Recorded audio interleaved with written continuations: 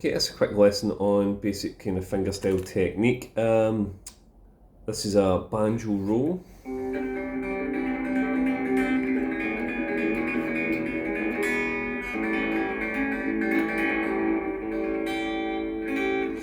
Okay, so what I'm doing there is I'm using my thumb, my first finger, and my second finger, and I'm going thumb first, second. Really, that's all I'm doing. And then I'm changing the position of the thumb. So the thumb goes there, A string, and then I'm moving up to D string.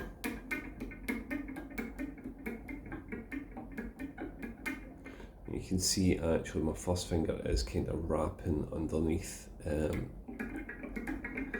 that. You probably want to ignore that. Now, it's always good when you're playing to have an anchor point so your hand's not floating about, especially if you play on a strap. Always set if I'm picking, don't have your hand floating. If you're tapping, don't have your hand floating. Always have a point of contact. But you might find like you have to lift the hand off the guitar here. Now, I find my point of contact then becomes, you can see my arm sitting on top of the guitar. That's more my point of contact there. Now, try not to bend my wrist to too extreme an angle, because like say when you're typing and stuff, you don't want it, it'll give you there's more chances of repetitive strain, even though you see some bass players playing like this all the time, and I'm amazed how they even managed to play. Also, what I was actually, the person who showed me this years ago said anchor your pinky there when you're doing it. What I would say to that is be aware of creating extra tension here when you're playing, so I actually prefer to leave it free floating. Sometimes my pinky will come round underneath, but that's just natural of its own accord. Okay, and then a slight bend and the hand's floating. So I'm doing it on the C chord there, so I'm going 5, 3, 2 strings, and then moving up. That's catching the third with the second finger. Then what you do is hammer on that finger, and that'll give you a bit more, it's a bit more countryish, if that's a thing. So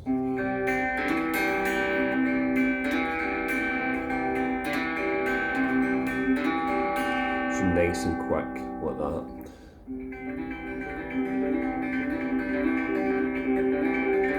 But you can apply it to any chord. Obviously, if I play C as a bar chord there at fret 3,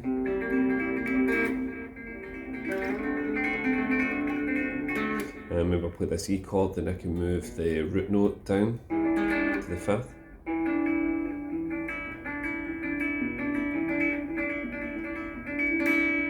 So it's a quite cool way like to get you started.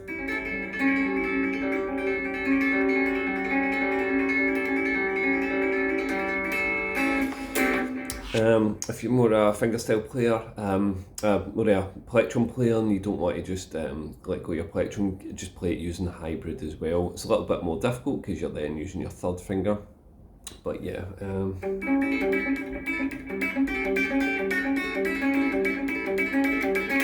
The exact same thing applies. What I would say was don't be too heavy with the plectrum. Again, be a bit light, because plectrum's a lot stronger note.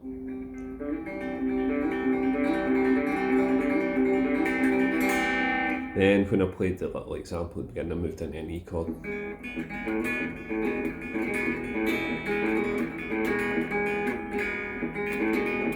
Bit messy there. It's easier with your plectrum. When I'm doing that, it's a bit of a stretch there. Okay, but yeah, a really basic banjo roll technique, and you can also use that to play chords as well. So you can, because when you strum a chord, no matter how fast you strum the chord, it's always going to be one note after another.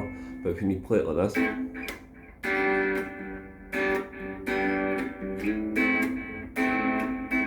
all the notes are, like I've seen it described as piano style, getting struck at the one time. It's not when you play a chord on the piano, you're rolling up really fast through the bottom note to the high note, kind of like you're doing with the chord. So it just gives you a different tone, tack. Very Eric Johnson.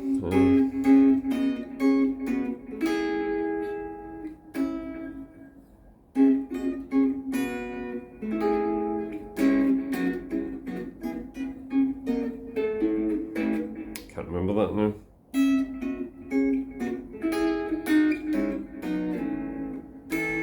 That's it.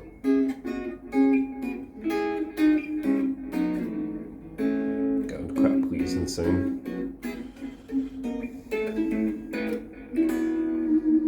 When you make mistakes because the camera's on.